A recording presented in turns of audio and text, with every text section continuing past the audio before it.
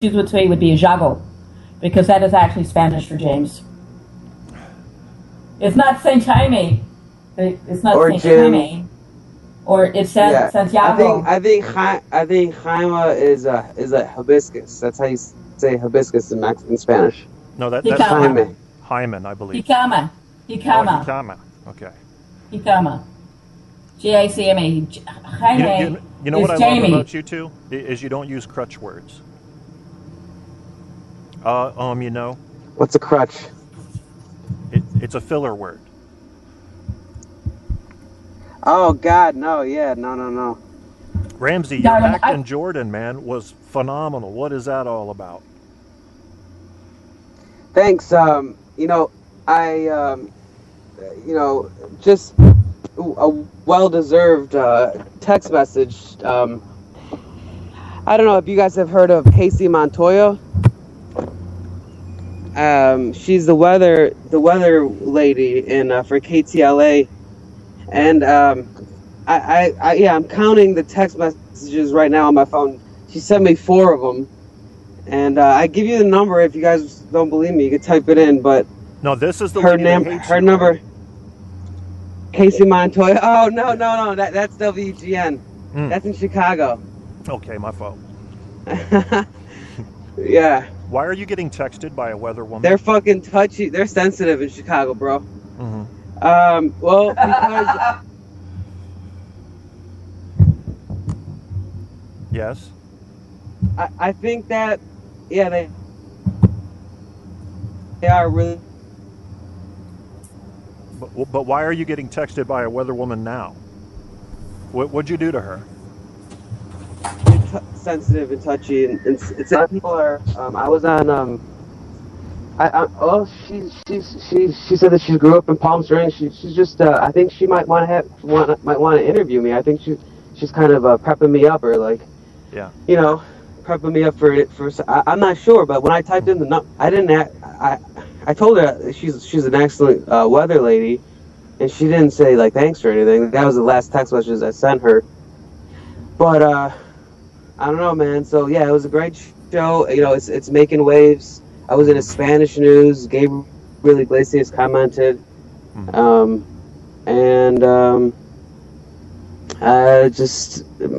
a never repeated joke. If you guys have an Android phone, you could download it as an app. Yeah. And, yeah, I haven't told him yet. You guys never repeat a joke. Ramzy never repeats a joke. What a crazy thing to do, but he does it. And we have with us tonight Ramzy, Swice, and Kelly. Kelly, your last name, or do you not care to share it? Kelly? Kelly?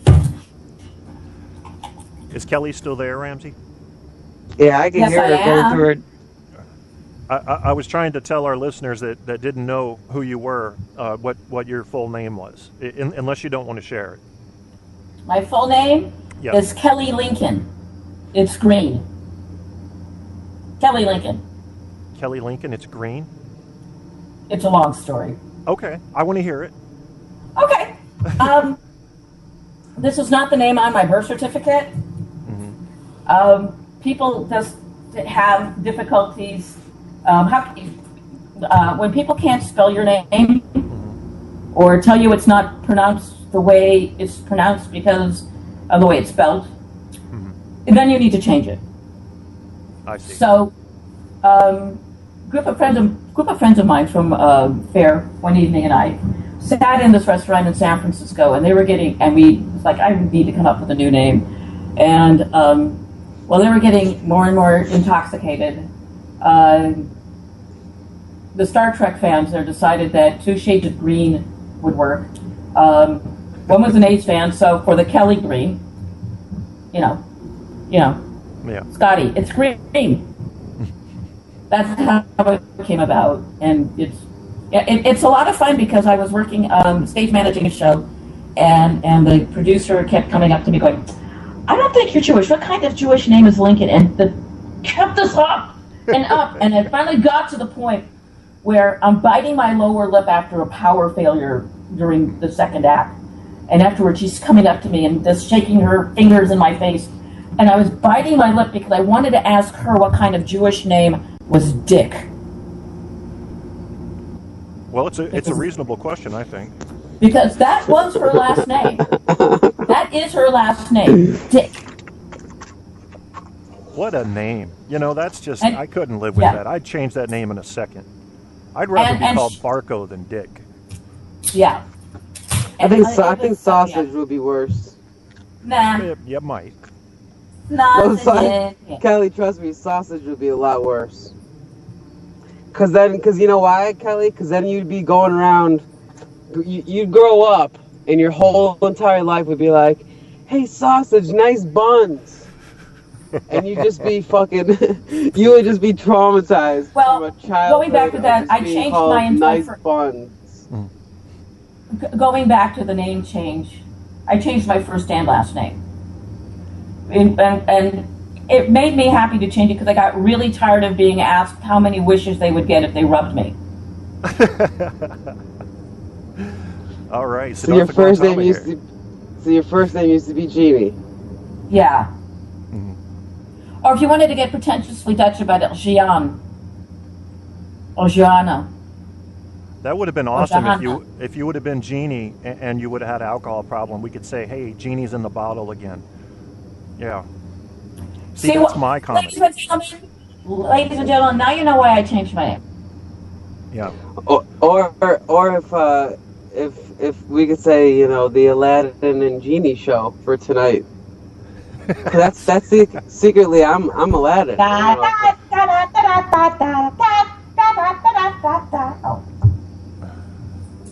Dragging my crazy ex on here for a 45-minute interview. Oh, I don't know what he's talking about. These people in the chat room, sometimes they're just not fully informed, and it makes for some very interesting, weird directions in the conversation, but that's okay. I don't want to distract from what we're doing tonight. And also, now let's distract us, because I'm sure we can riff on it. Well, that's true. That's true. But Ramzy did this show. When Ramzy was first on my show, Kelly, about a year ago, or a year and a half ago, I don't remember, he wasn't just starting out, he was already into his thing, but now he's really advanced, I think. I mean, I watched that comedy act from Jordan, and I compared that to what I had seen him do in certain open mic nights where he had notes with him and stuff, and it was just brilliant. So you can just see this linear progression for Ramzy, where he's moving up the comedy chart, And I think he's going to make it, especially, what your greatest strength is, Ramzy, I think, is that you're not afraid to make fun of yourself. That's what a lot of people are afraid to do. Or they do it very lightweight. You will beat up on yourself some. And I think that helps people feel comfortable and laugh with you and not at you. And I think that's an awesome quality to have. Yeah, my family calls him myopic. Kind of like I scrutinize, and I'm kind of like the Monopoly guy. I kind of have a monocle, and I'm kind of like a cyborg too. Like a Terminator. I'm always kind of judging, and I'm a very keen observer, and I'm a people person. I'm like a little black guy in a police station full of white officers. I go along to get along. And I just, LA was really tough for me, man, because my first breakthrough performance was at a comedy club just 4 or 5 miles away, and I was I was coming to scout to the shows, which is so key, man.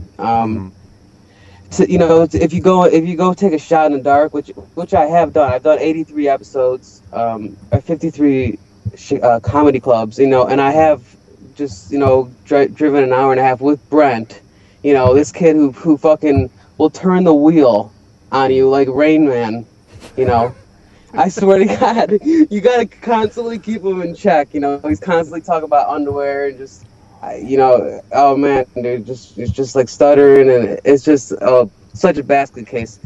And we did a show in Aurora at Comedy Shrine, and in Rockford at a library, and just shots in the dark. But I scouted this place in the greater LA area, and it seats up to 200 people.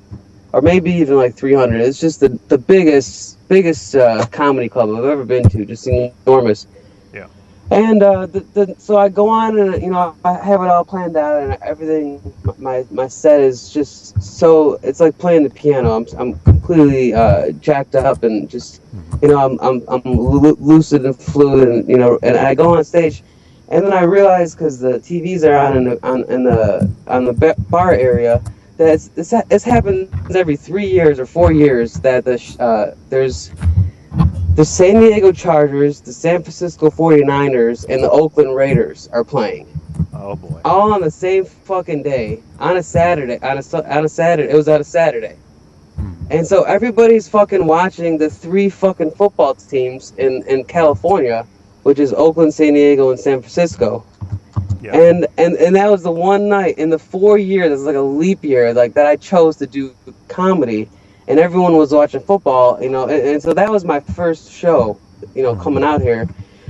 And so it was just, I'm not really superstitious, but it was just a bad, it's funny, but just, that was just a bad kind of start for me, because I've always looked forward to, I wrote a screenplay about what it would be like to perform in Los Angeles, and I finally, built up, I did what it took to get here, and it was such an off chance, man, Yeah. Well, Kelly, what are your ultimate aspirations here? If you were a theater person, I'm guessing you're still into acting. Have you done any? Yeah. Have you done any? Script readings or anything for big movies or anything? Sadly, no, because Somebody's in their car. I hear the ding dong. oh, Sorry about that. that was amusing. Right now, I am locked in Mortal Kombat with membership at SAG-AFTRA because they can't decide if I am a must join or terminated. I still owe money on my initiation from the commercial strike, and they just can't decide. I go in, and they say, "Oh, well, you owe us money. You're a must join." So, about a year or so ago, I get a call from the casting director from The Daily Show. Oh wow! And I had submitted to them like a year before that, and everything was fine. And then I made the mistake of calling SAG to find out, to verify my must join status. And the person on the phone goes, "Oh, you're terminated." So I lost a gig on The Daily Show doing a sketch with Samantha Bee. Thanks. What, Because just for they- membership dues? Yeah, Oh my god! yeah. And because Comedy Central had a letter of agreement with AFTRA prior to the merger, that Comedy Central was the first cable station to have a letter of agreement with AFTRA regarding work. So that kind of put the kibosh on that, and that kind of teased me off. And so I'm in this nebulous world of, am I in the union? Am I a must join? Am I non-union? So I can't submit for anything out of fear that I'm going to get nailed for working non-union when I'm union. Yeah, it's like crossing a picket line, isn't it?